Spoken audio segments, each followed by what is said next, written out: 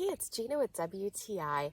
If you love getting out on the water, stand-up paddleboarding as much as I do, then you are gonna love this deck bag from Karltion. It's so nice to be able to have this cooler on my board and know that it's not going anywhere because it is very securely tied to my board with these Velcro straps with hooks that go right onto the D-rings on my sup. Now I can attach it either to the back of my board or the front.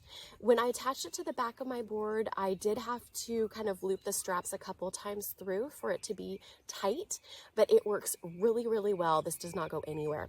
Plus, it's nicely insulated. My husband loves having ice cold drinks, whatever we're doing, and this was a super added bonus for him that there are mesh pockets on the side that fit cans or drinks into them. I got the color turquoise. It's absolutely gorgeous.